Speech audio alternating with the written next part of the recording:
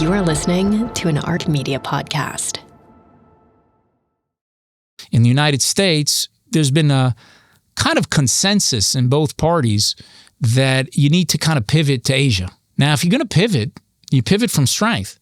Now, with Iran defanged, your whole base structure is different because the threat that it was designed to deal with was Iran. So now, all of a sudden, if you want to do that, if you're thinking about moving more resources and more focus elsewhere to the Pacific, Trump's action actually enables you to do it. Now, what's the vacuum that you leave behind?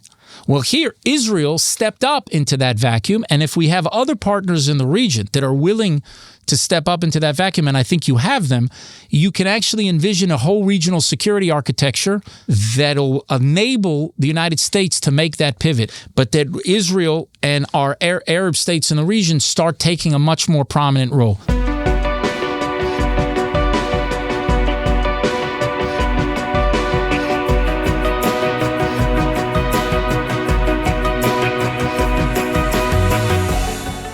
You were dismissive of the Palestinian Authority playing a role in Gaza a moment ago. Why? Because I think it's like UNIFIL. Like, how many decades of failure do you have to not keep trying to do the same thing over and over again? And this is one of the things I changed my mind about on October 7th.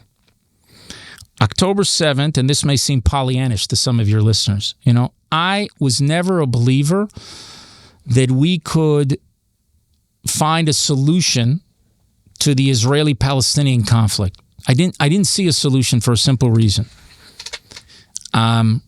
Because the peace, I've been dealing with this for, as a keen observer since the mid-90s, but as somebody who's involved with it for about 2 decades, okay? And you had all these people of goodwill that were trying to negotiate, with the Palestinians and peace envoys and experts and secretaries of state and presidents and all sorts of people who were involved in it.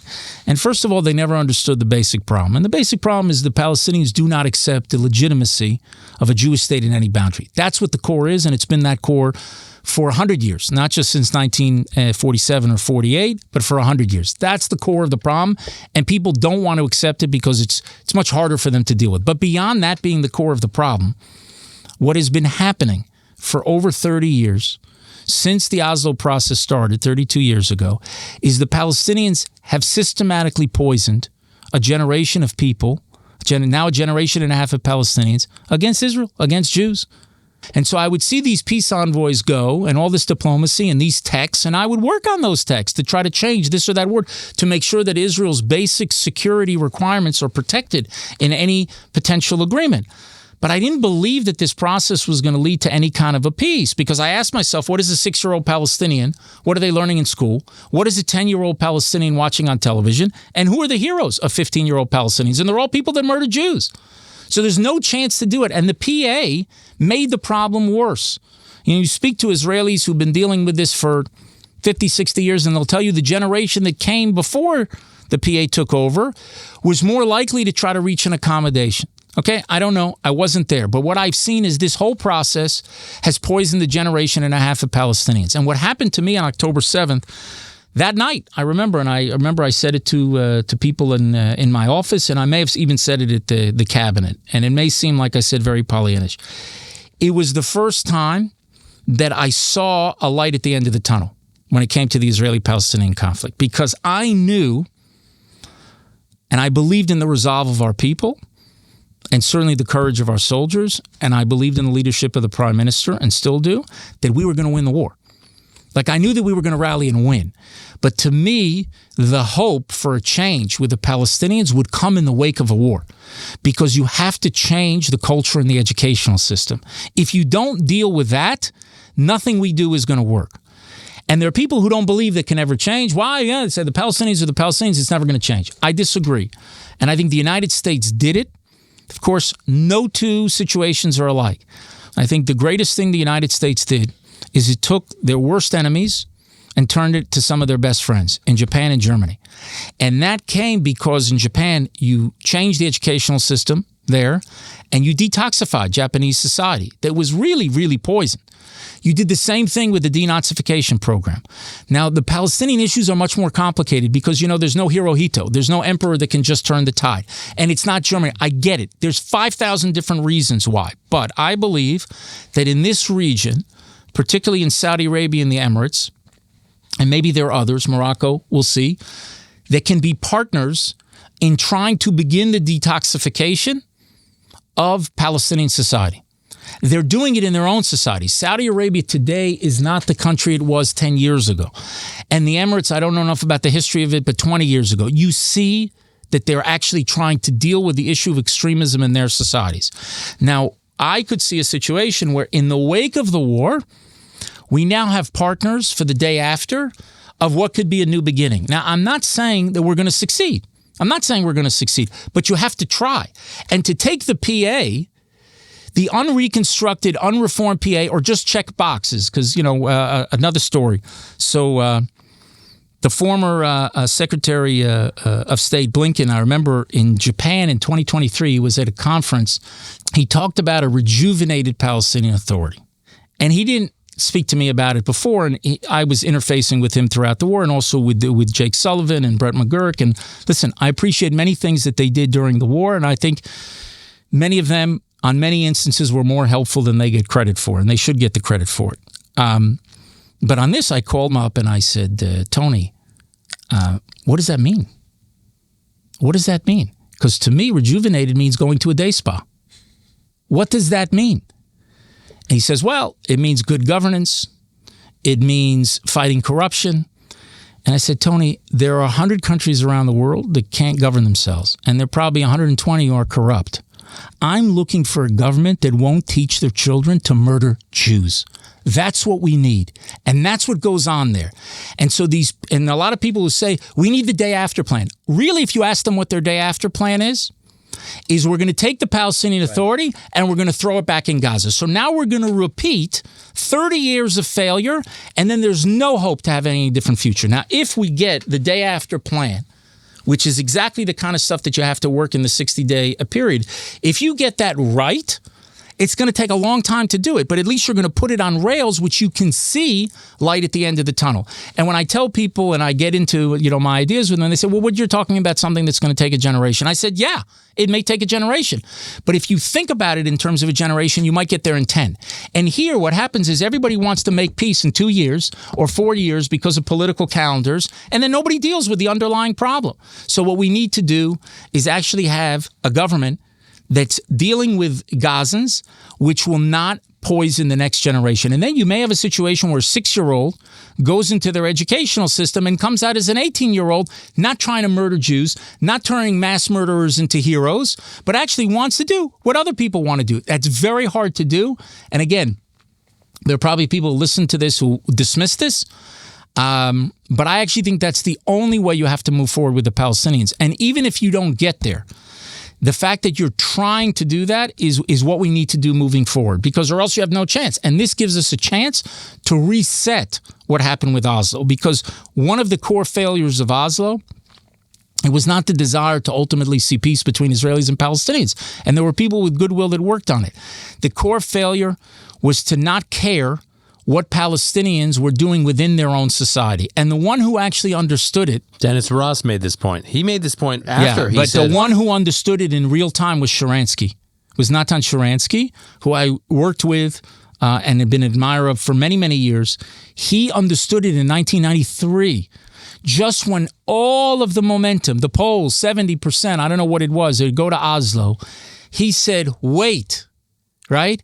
What is happening within Palestinian society? And a lot of people, the late Yitzhak Rabin, he had a statement that triggered Sharansky, because he said, Arafat will deal with terrorism, beli bagatz, beli b'tselem, beli kol minei yefei nefesh, which means without human rights organizations, without a Supreme Court, without all sorts of bleeding heart liberals. It's the Hebrew equivalent for it.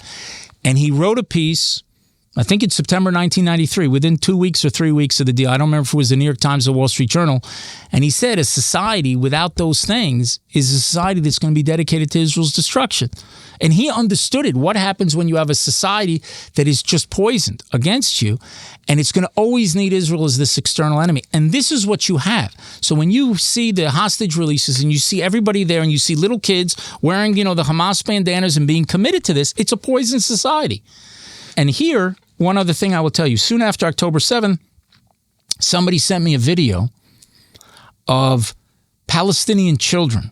This is before the thousands that you saw happening in Gaza. This is within days, 2 days, 3 days.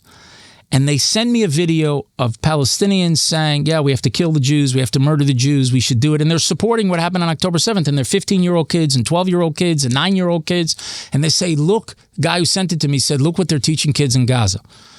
And I looked at the video. It's not from Gaza. It's from the West Bank. Yeah. It wasn't from Gaza. It was from there in Jerusalem. And people don't understand it. They don't want to believe it because they don't want to stare this evil in the face and say that this has to be dealt with. Now, Gaza represents the hope for a restart, meaning you can hit that button again, start something new. And here Gaza is actually helpful because unlike Iraq and Afghanistan, the territory here is totally dependent on the outside world for support. And it's a small territory.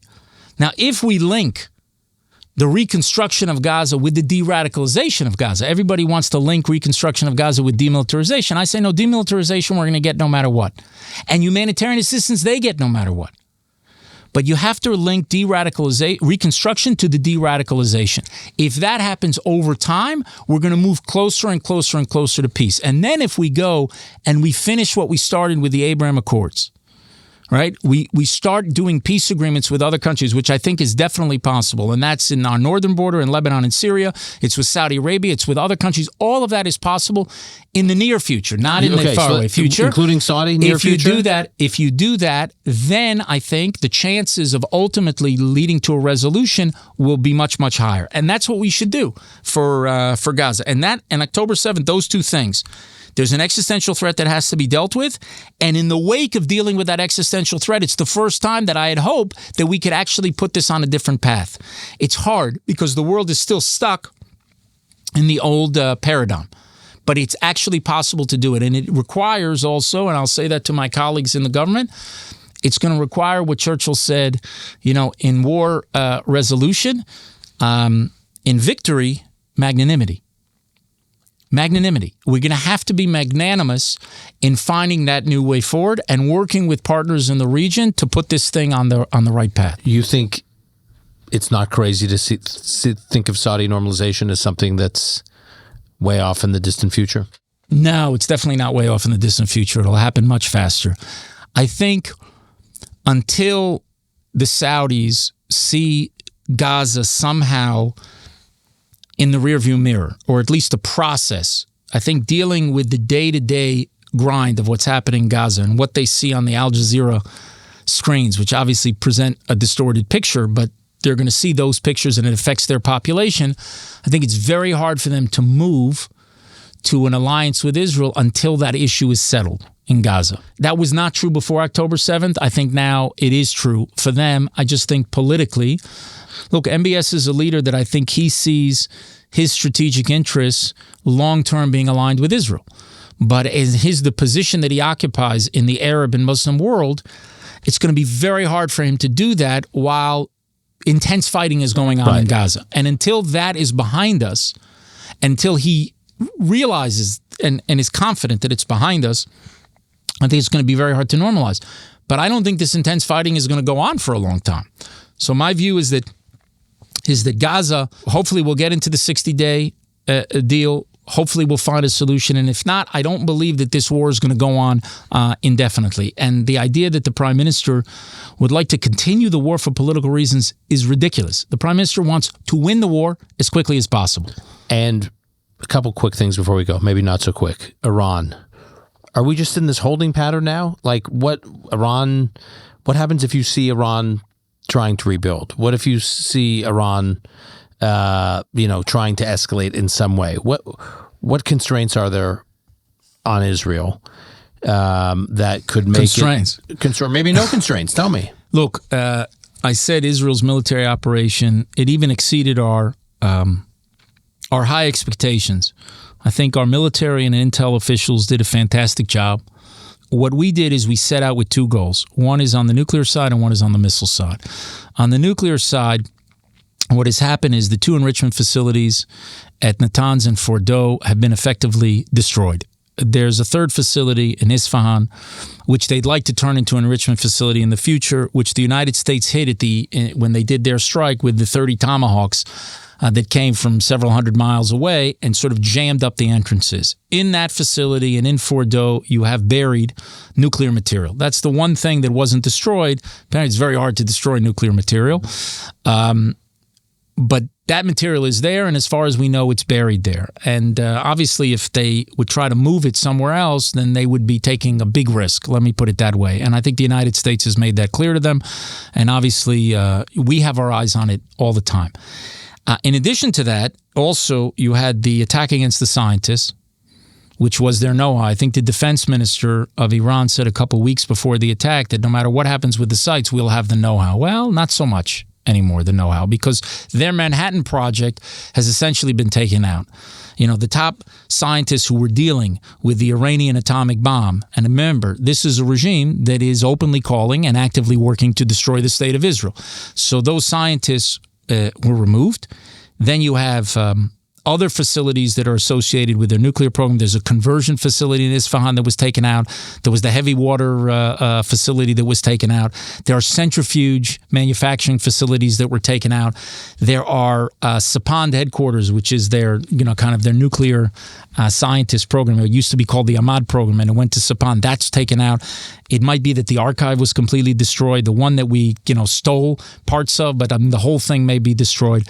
So we set them back on the nuclear side, and pretty much everything that we set out to do, we achieved. And on the missile side, we had this problem where Iran is building more and more of these missiles. They were at a clip of maybe 50 to 60 a month, and they were moving within about a half a year to a year to about 300 a month, which, as the prime minister said, is you have 10,000 every 3 years.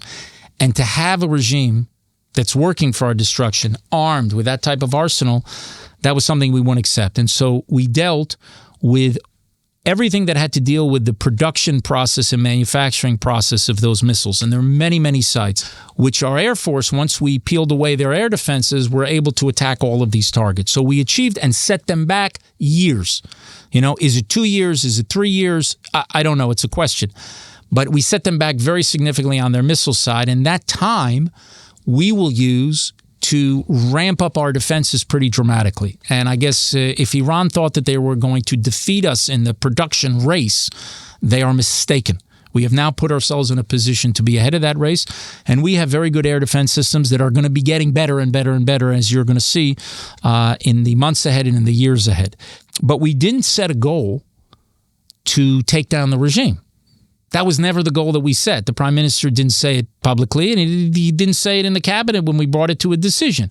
But he did put out statements once the war started, encouraging the Iranian people to take matters into their own hands. He's talked about to the Iranian people for the last 20 years. But I'm saying as a military matter, frankly, Dan, if I knew that another 2 weeks of strikes would have brought down the regime, I would have supported that. But that I don't know that. And, you hit regime targets, but it's not clear. Ultimately, this is a decision that the Iranian people have to make. And, they were very close to doing it. In 2009, they were all out in the streets. And they got no support from the United States at the time because the United States was fixated on doing an agreement with that regime. In 2022, there was... In 2022, right. They didn't want to rupture. They already realized that with an agreement, it was going to be very difficult. They set out, the Biden administration set out at the beginning to reach an agreement. Then it looked like it was stuck. And all of a sudden, you had the protests. You also had the Iranians sending drones to the Russians to hit Ukrainians. That also created a problem, but it basically was frozen from that point. But very little was said. I mean, frankly, more was said by the Biden administration about judicial reform in Israel than was about the protests that happened in Iran, where women were going out to the streets and being killed, by sharpshooters and culling the internet and finding these people and taking them to prison. So ultimately, the answer to Iran is that the Iranian people have control over their own future and not this regime, because Israel is not at war with the people of Iran. And I think they're the second most pro-American people after the United States. I mean, the Kurds is a question if it's the Kurds or the Iranians. 70-80% of them hate them. Time will tell what they're going to do. But for right now, for the next few years, you have to keep your eye on that nuclear material. But for the next few years, I think they have an opportunity. They have an opportunity to stand up, but it's very hard. It takes a lot of courage. Every single Iranian protester is worth about 10,000 protesters in Israel because they risk their lives. And you see what happens. And by the way, same thing in Gaza. You see what happens when people protest Hamas in Gaza. They catch them, they break their legs and they torture them and they shoot them and kill them. It's really hard to do. And I think that they deserve the support of the outside world. Now, it's obviously in Israel's interest, but much more than that, it's in the interest of the people of Iran who have suffered for 50 years under what is a brutal dictatorship. Now, what will happen in the coming years, we'll have to see. But we have our eye on that ball. We haven't taken our eye off of it because of the success of the operation that we had. And I think here again, we were aligned with the United States in an unprecedented way on the diplomatic side, then on the military side, and now again on the diplomatic side. And we are aligned moving forward. Now, the message that sends to the region, I keep saying on this podcast, is, when President Trump said it's the best partnership that's ever existed or something between Israel and the U.S., between Trump and Netanyahu, I think the implicit message to others in the region is, do you want to be part of that partnership? Yeah, for sure. And also, Alexander Haig said 45 years ago that Israel was an unsinkable American aircraft carrier in a region that's critical for U.S. interests. And I think in that 12-day war, we served as that aircraft carrier. We did all of this work, and then the United States came on top of this with this dramatic action that I think affects the whole region and affects the whole world. I also think it probably, this is for a future podcast, but it recalibrates American foreign policy a little bit, that there's not just two choices, isolationism or boots on the ground forever. There's something else that you can do, that you can actually exercise American power. And when I went to see President Trump November of last year, right after his election, I think it was the Monday after the election, elected Tuesday, so the following Monday. And when I was making the case of why this was important, I said, look, this is going to be a reverse Afghanistan. Right. What Afghanistan did in sending a perception, the way that it happened. The Biden administration's withdrawal, the U.S. withdrawal from Afghanistan, summer of 2021. The way that looked, there's no question in my mind that it affected a lot of leaders around the world in their perception of what the U.S. will or will not do. Now, people will say, well, we were willing to do something else. Doesn't matter. Deterrence relies on their perception of you, not your capabilities. And so, yes, America has the capabilities, but does it have the will? And when Afghanistan happened, there was a sense, I think globally, that affected many theaters. And I think it could have affected Putin's decision in Russia, other theaters as well. And I think the United States action is a kind of reverse Afghanistan because it sends a message of great strength around the region and really around the world. And another thing that it did is, you in your political debate in the United States, there's been a kind of consensus in both parties that you need to kind of pivot to Asia. Now, if you're going to pivot, you pivot from strength. Now, with Iran defanged, your whole base structure is different because the threat that it was designed to deal with was Iran. So now, all of a sudden, if you want to do that, if you're thinking about moving more resources and more focus elsewhere to the Pacific, Trump's action actually enables you to do it. Now, what's the vacuum that you leave behind? Well, here, Israel stepped up into that vacuum, and if we have other partners in the region that are willing to step up into that vacuum, and I think you have them, you can actually envision a whole regional security architecture that'll enable the United States to make that pivot, and that at CENTCOM, it'd be under the wings of CENTCOM and that umbrella, but that Israel and our Arab states in the region start taking a much more prominent role. After the Abraham Accords were done, a few months later, Israel joined CENTCOM. And that was a kind of game-changing event because it brought us together with Arab partners in the region. And here, it's clear that Israel is an ally. It's willing to fight. And now the question is, can our Arab partners also take a more independent stance and a willingness also to be responsible for the security in the region in the way they weren't before. I think they're willing to do it, and I think it's a game-changing event for the region. The Prime Minister spoke about this last year in Congress. When he gave his speech, he talked about MESA, this Middle East Strategic Alliance, a new architecture for the region. In the wake of that attack, I think under U.S. leadership, this can happen, and that's going to be a very big deal. And now you have what's been a laboratory of the future of modern warfare. So now you have the application of the future of modern warfare that has been actually tested by an ally. Exactly. So Israel now steps into this vacuum, and we matter more for America's national security. But here's the other thing. When it comes to national prosperity of the United States, 50 years ago, 40 years ago, 30 years ago, even 20, how important was Israel? You wrote The Startup Nation. You see the turn that we have. Now, the real question is who's going to be the preeminent technological power in the 21st century? If America's a company, okay, and China's a company, and you're competing with each other, what's the first order of business on the first day? Buy Israel. The asset value of Israel in that battle, in that competition, is huge. So Israel matters for America's national prosperity and America's national security in a way that we didn't before. We were always a democracy. During the Cold War, we were important, pawn or even bishop on the chessboard. But now we matter in a way we didn't before. And a lot of people don't recognize that. I think what happened on between June 13th and 10 days later or 9 days later when the United States, dropped the B-2, and I think they were tremendously impressed by what Israel did, both on offense and defense, and that we able to exceed our very high expectations. And I think that has huge impact, it will have a huge impact moving forward on the U.S.-Israel alliance, because I think they will see Israel more and more as a country that can step into the vacuum and be a force multiplier for the United States as the U.S. focuses its resources and attention elsewhere. And I think that is going to affect the U.S.-Israel relationship for decades. I agree from the decision-maker standpoint, from a geopolitical strategist standpoint, from the U.S. security system. But you mentioned the craziness on U.S. campuses, and we see the craziness in the media, and the delegitimization of Israel has reached a fever pitch. I just want to read you something that a friend of mine sent me who's Israeli, who's served in government, and I won't name him because he wouldn't want to be named, but he wrote, I'm quoting here, "We devastated the capabilities of our enemies in the Middle East in return for devastating our legitimacy in the West.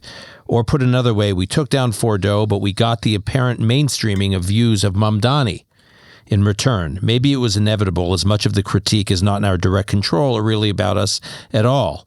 Maybe it's more of an argument about America, for example. But since it impacts us directly, we need a legitimacy strategy no less impressive than our military performance, and we don't have one." Look, I think people tend to romanticize the past, and they're assuming that Israel had all this legitimacy. When Israel did the attack, Israel was attacked on October 7th. What were they yelling in Sydney? Like within hours or the next day, gas the Jews. Yeah. So this has something to do with Israel's actions in Gaza. It has nothing to do with it.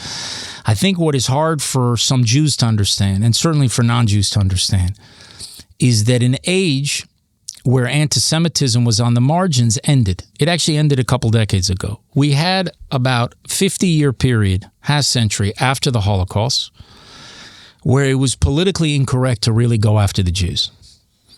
That's why when people ask me at the beginning of the war, how long do I think that the support will last after the October 7th attack, where you had 1,200 people who were savagely murdered? And I said 2 weeks. That's what I felt that we were going to get, about 2 weeks. Now, in America, it was going to be a lot longer because America's different. But for the rest of the world, and then you saw that happen in 2 weeks. Why? Do the math.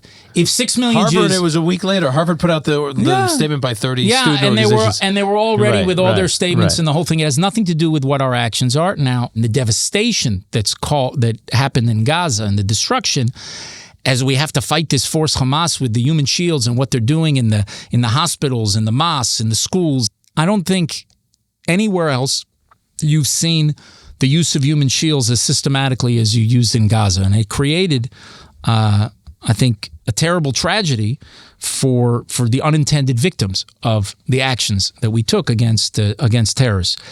And what happened was people thought in the wake of the Holocaust that anti-Semitism would just kind of wither, away. And what happened is it came back. Now, it's not only anti-Semitism, it's also media, and you see pictures, and people who see pictures on television screens of babies being brought out of rubble. If that does not affect you, then you don't have a heart. And here the media is definitely culpable, not because they're showing the pictures, because they're not blaming Hamas. Because the process is we attack the terrorists, they put the civilians into harm's way. When those civilians are harmed, instead of the media saying, Hamas, you're responsible for this, they turn on Israel. And you and I know what would happen in the United States. If a similar event towards October 7th would have happened, in American terms, it would have been, 40,000 to 50,000 Americans murdered. What America would do to that strip of land where those terrorists would have come from. And everybody actually knows this. But for 50 years after the Holocaust, it was politically incorrect. And then it became more correct to go after Jews. First, it was hidden behind hostility towards Israel. You saw that. I see the turning point actually in the Durban conference in South Africa in 2000. That was when you had this festival of hate. And since then, the problem has just gotten worse. And when the problem becomes more acute is when Israel is acting in defense of itself. You remember you were part of the Bush administration. You remember the second you went to war in Iraq, all of this anti-American sentiment came. So when you're actually fighting, the problem becomes more acute. The question is, can you win? But yes, the situation, I think, is very difficult, and we can always be better at that fight. But I look at it from a historical perspective. Herzl, he was right about so many things, and he was a great visionary that had the plan of action that ultimately led to the establishment of the Jewish state and the restoration of Jewish sovereignty in our ancestral homeland. But he had this analysis of anti-Semitism, and many early Zionists had an analysis of anti-Semitism that they thought that the reason why there was anti-Semitism is the Jews were a minority everywhere and a majority nowhere. And if we would be a majority in one place, Israel, then we would be treated like a normal country, like any other country in the world. And in Herzl's day, people said at that time, the Jews go to Palestine, right? And they say the reason why there's anti-Semitism is the Jews don't have a state. Now look back 100 years later. Now they say, Jews, get out of Palestine. The truth is that Israel is not the cause or the cure for anti-Semitism. Anti-Semitism is a very ancient phenomenon that goes back many, many centuries. The rush to believe the worst about the Jews. I got once asked when I was ambassador, what does it mean to be pro-Israel? What does it mean to be pro-Israel? It's a good question. I don't know if anyone ever asked you that question. It's just so funny because you never would ask that. What does it mean to be pro-UK? What does it mean to be pro? It's such a funny... Yeah, but he said, what does it mean to you to be pro-Israel? Because, people are accused of being anti-Israel. Right. And what I said was, they thought I was going to talk about the Iran deal or about the Palestinian state or about none of that stuff. It's not a policy issue for me. It's one thing. Do you want to believe the best about Israel? Or do you want to believe the worst about Israel? When you see a lousy story about Israel, a tough story, like remember 15 years ago with the Mavi Marmara that Israeli soldiers killed 9 Turkish peace activists on a flotilla, yeah. When you see a story like that, do you say, yeah, I could see that? Or do you say, wait a second, I got to get the facts? Meaning, do you give Israel the benefit of the doubt? To be pro-Israel is to give Israel the benefit of the doubt. And you have many quarters where they don't want to give Israel the benefit of the doubt. And what I think a lot of defenders of Israel don't appreciate is this is not just the anti-Semitism that is resurfacing. It also is meeting with other zeitgeist trends. And that's an anti-Americanism that in certain quarters is very deep.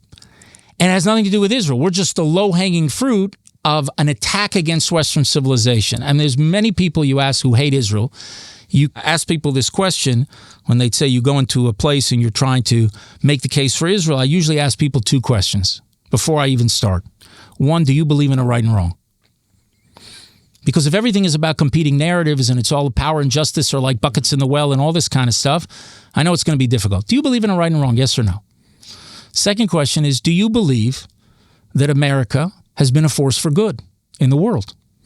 Nothing to do with Israel. Force for good, yeah. America has many imperfections. In a century you had slavery in the United States, 150 years before women had a right to vote, 200 years before the civil rights, But with all of its imperfections, America is the greatest superpower the world has ever known in moral terms. Is America a force for good?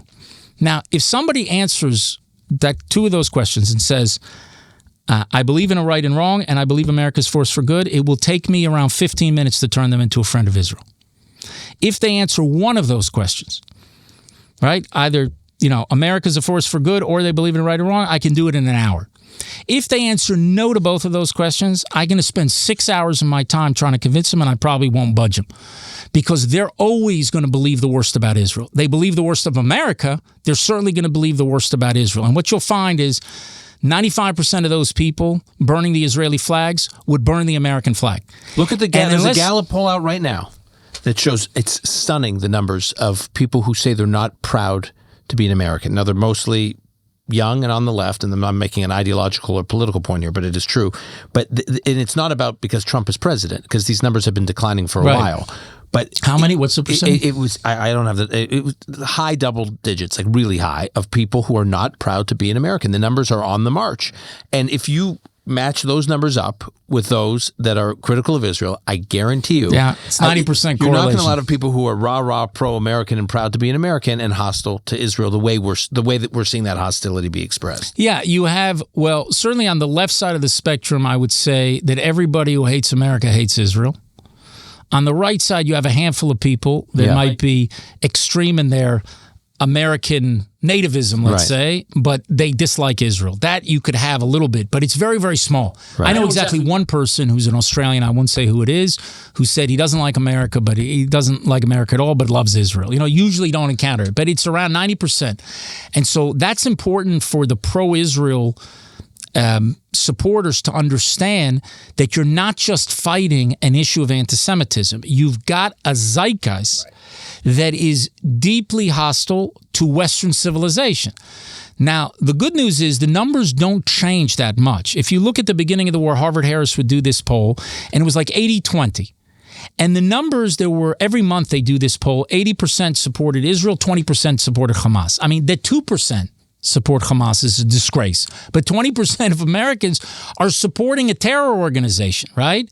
That is chopping off heads, raping women, and burning babies, okay?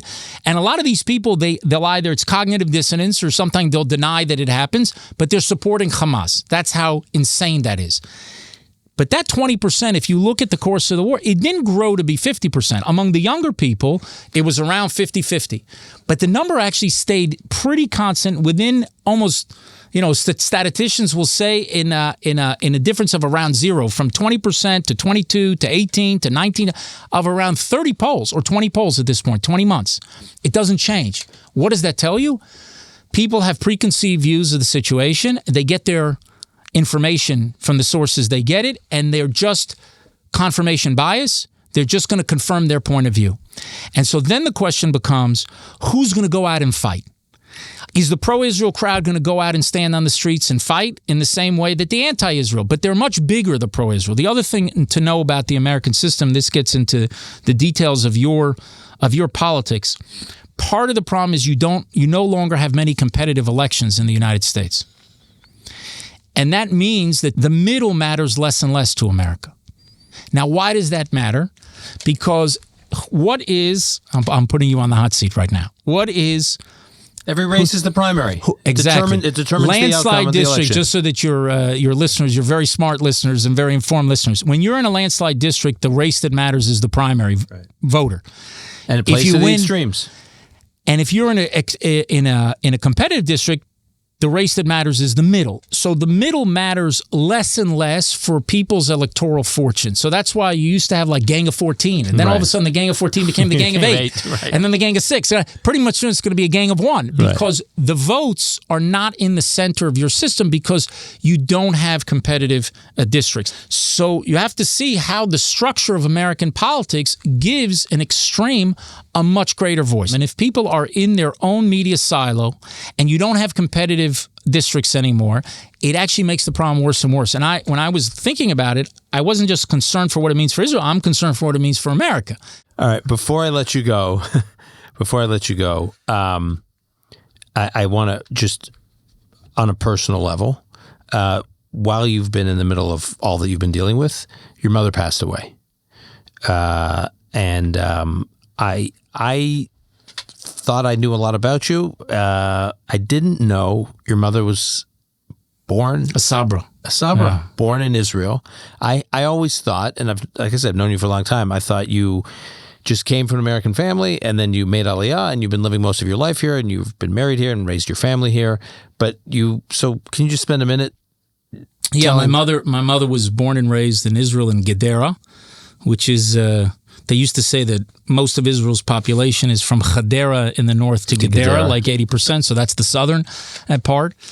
She grew up here in pre-state Israel. So I'm technically the son of a Palestinian because it says Palestine. At that point in 1936, the year she was born, when you said somebody was a Palestinian, they'd have to say, are you a Palestinian Jew or Palestinian Arab? Right now, that makes no sense because it wasn't a religious designation. It was purely an ethnic. It was geographic. It was geographic, right. Exactly. So I'm actually the son of a Palestinian. I'm sure people would love to quote that from me. But she grew up here, and she left soon after the War of Independence. Her family left. She was 15 years old. Through Germany, they made it to the United States, and she moved to Miami with her family.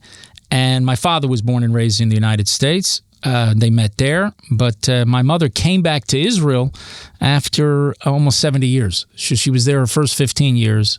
She spent 70 years in the United States. She was the wife of the mayor of Miami Beach. That was my father, and my father was elected on the fourth day of the Six-Day War, actually. And to get elected, he beat FDR's son, Elliot Roosevelt, who was then mayor. Yeah, so he was elected mayor. And, I grew up in a household. It didn't occur to me, there was a very Zionist household because it wasn't like political discussions all the time. It was natural. Did you grow up speaking Hebrew? No. My brother's first language actually was Hebrew. My father didn't speak a stitch of it. And I think when my brother was like a year old or a year and a half old and he's speaking and my father's trying to communicate to him, he said, Yafa, that was my mother's name. Maybe I can speak to my own son, maybe teach him a few words in English. But it was his first language. I mean, he insists that if he's here for a few weeks, everything comes back. But believe me, it doesn't. It's hard. And I made Aliyah to Israel I moved here in 96 and made Aliyah in 97, and my sister followed 3 years later. And I think you've seen a lot of Jews around the world. I can tell you this anecdotally that you say, as so many people who I never thought in a million years would make Aliyah to Israel now are seriously contemplating. But they're also seeing the anti-Semitism there. I tell you, I was walking to my sister's place for Shabbat dinner on Friday night. Walking through Jerusalem, I've never heard more conversations in French. It was like groups of people walking, and they were French people who've left France. That's why how recently they did it, but no, I'm always of two minds regarding anti-Semitism in France. Because on the one hand, it's terrible, and you need to fight anti-Semitism. On the other hand, I've noticed that 6 months after a wave of anti-Semitism in France, there's an upgrade in restaurants throughout Israel. They get better and better. The French have brought their culinary skills to Israel, and if more British Jews come, maybe this country will be a little more polite. And if Americans come in big numbers, American Jews, then it might be you'd have actually customer service in Israel. And instead of the customer being slave, the customer will be king. Because that's an American concept that hasn't translated into Hebrew. I will say Israel is the only country, I've said this all the time, that it's at war. It's probably the only country that is at war, and you will actually see its population growing. That's an amazing thing. That's right. Fertility rates have not gone down, to my knowledge, and people are moving here. Both Israelis who are living abroad are coming back, and then you have these other members of people in the diaspora who want to move their lives here because they're worried about what they see. As you mentioned, they're worried about the anti-Semitism that they see, but. I think what has to happen is people have to stand up and to fight it. Because if a lot of times people in the middle, they'll believe that passion is a substitute for sincerity.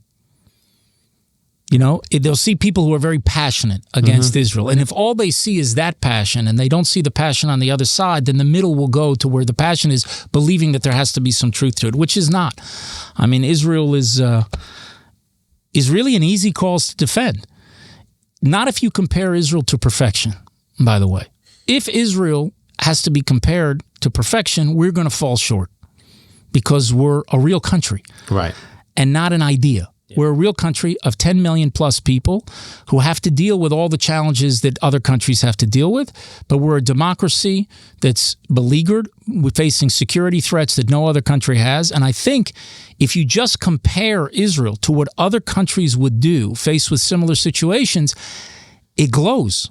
It stands out of the crowd. People don't want to do that. People just constantly want to push back. But I think when the dust settles, when the October 7th war ends, and it will come to an end. Again, the Israeli-Palestinian conflict goes on for a century. It's been going on, and it may go on for some time, for a lot more time. We don't know. But the October 7th war will come to an end. And when the dust settles on that and people look back, how Israel responded to the worst attack against Jews since the Holocaust, and how we turned what was a strategic catastrophe because of the resolve of our people, because of the courage of our soldiers, and because really of the leadership of the Prime Minister, how we turned this strategic catastrophe into a strategic triumph. We haven't completed the task. The war is coming towards an end, and I believe the fruits of this war we're going to see in the continuation of peace that is going to expand throughout the region. But this turnaround is maybe unprecedented in the history of nations. You know, I love the United States and its history and Pearl Harbor and that attack and how America rallied. That this is very different. This was an attack the likes of which the United States has never faced. 9/11 was 5% of the effect that it has on the whole country.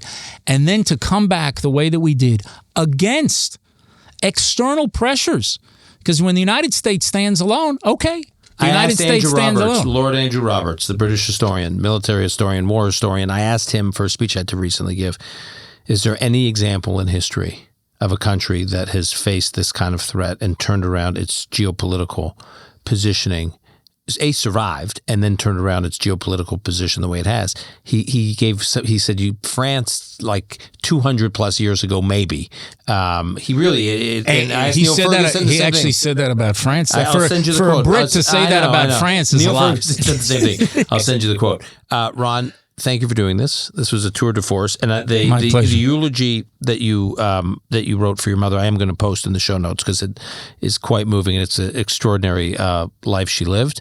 I said there that my father inspired me, but my mother forged me. You know, she always would ask me. Last thing I will say about my mother, because it's relevant to the attack. Now I can say it. She'd always ask me, "When is Purim coming?" And Purim was the code word for when are we going to strike Iran? Because she knows that I'm in this fight for 25 years, that we have to remove this threat. And she would say, when is Purim going to come? And Purim is, for those of you who don't know, is Persia. They want to destroy all the Jews, and the Jews flip everything around. And ultimately, the Jews' enemies are destroyed. She says, when is Purim coming? When is Purim? And she would ask me that. And even after a stroke, for years, she would ask me about it. And Purim came, the morning that Purim came, it was her shloshim. It was the 30-day memorial for her. And the Prime Minister was busy dealing with 500 things. I had 50 things that I had to deal with because it's that day. We know that night there's going to be a strike. And he said to me, listen, do me a favor. Can you write a few things down for me? Because I have to give a statement both in English and Hebrew. And you can't let somebody else do it because few people are aware that there's going to be a surprise attack. So here I am drafting something for the Prime Minister on the way down to the cemetery, on the way back from the cemetery, in between 5,000 other things. And Purim came. And she also had this recurring dream all the time. She would tell me all the time. She dreams that the Saudi king is landing in Israel. Yeah, for years, she's been having this dream. She keeps telling me, I don't know who's there, but who's the king and who's not. Saudi king is going to land in Israel. So with my mother, those of you who knew, Yafa Dermer, her dreams come true. So look forward to not us just Purim and winning the war, but also winning the peace. It's the biggest tell to Saudi normalization. Absolutely. Thanks. Take care. Take care.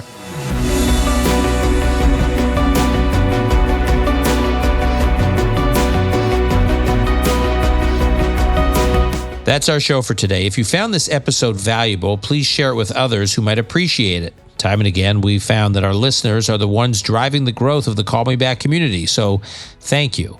And to offer comments, suggestions, sign up for updates, or explore past episodes, please visit our website, arkmedia.org. That's arkmedia.org, where you can deepen your understanding of the topics we cover. Call Me Back is produced and edited by Alon Benatar. Sound and video editing by Martin Huergo and Mary Angelis Burgos. Our Director of Operations is Maya Rakoff. Research by Gabe Silverstein. Our music was composed by Yuval Semo. Until next time, I'm your host, Dan Senor.